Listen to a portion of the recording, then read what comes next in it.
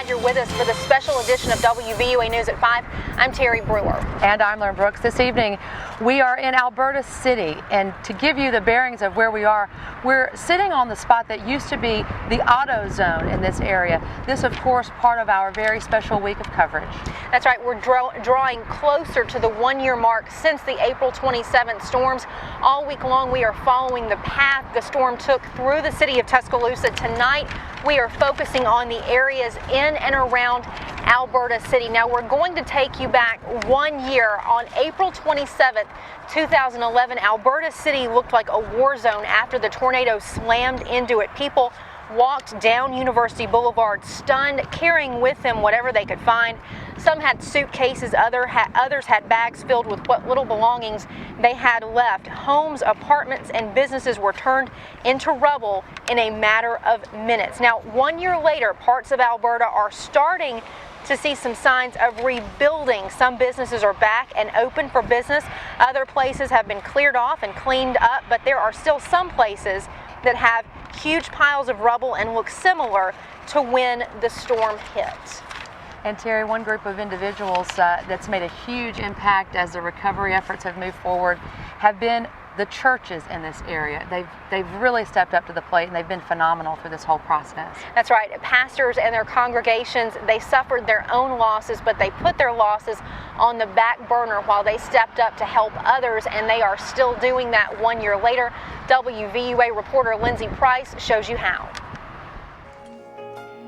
On Wednesday, April 27, 2011, as pastors were preparing their messages and congregations were getting ready for Wednesday night services, the perfect ingredients for a storm were brewing in the atmosphere. We're watching an emergency situation for a very large tornado coming into downtown Tuscaloosa. The next time members would see their church and each other, life as they knew it would be different. 6 families in our church that lost either property or a life from the tornado.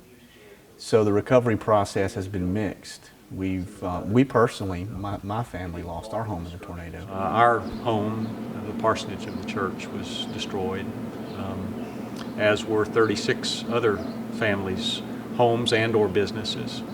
So our congregation was heavily affected. They grieved for us as they saw our building sit in ruins for months and months and months, and now they've seen it demolished. They've grieved for us and with us. What we expected to be here was gone. Our building was laying in ruins. My office that was right here, all my personal belongings that were in there, it was gone. But those things don't matter. Just as this cross stands here looking over Forest Lake, churches in the Tuscaloosa area rose from the rubble to look over their hurting community.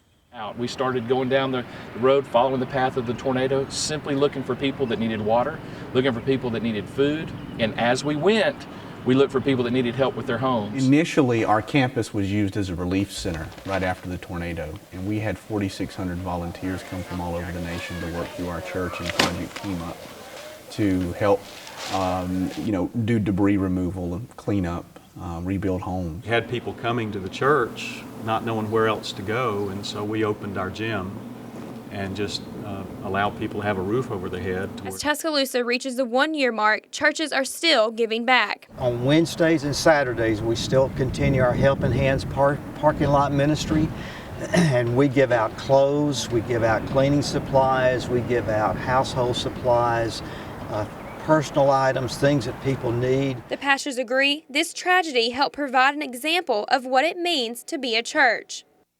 The church is not the building, the church is the people. Jesus died to save the souls of people, not to build brick and mortar buildings for us to meet in. But the Lord is faithful.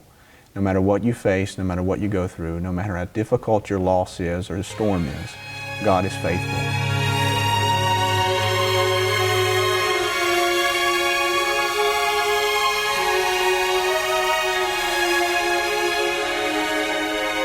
In Tuscaloosa, Lindsay Price, WVUA News.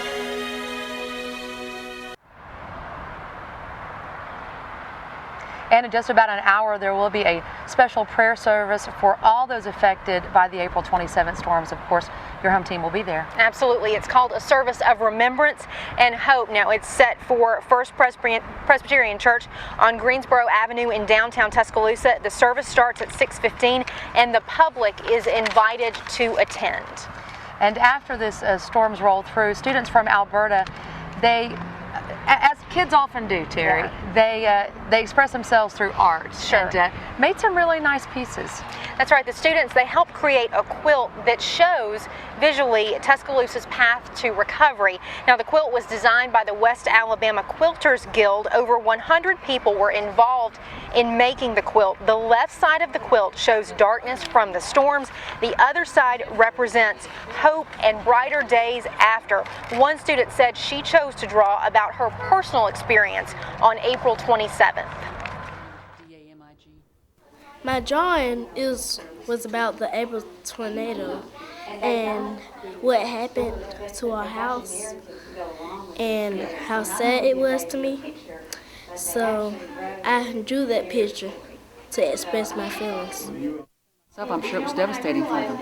So hopefully this is kind of participates in the path of recovery, that we do rebound, we do come back.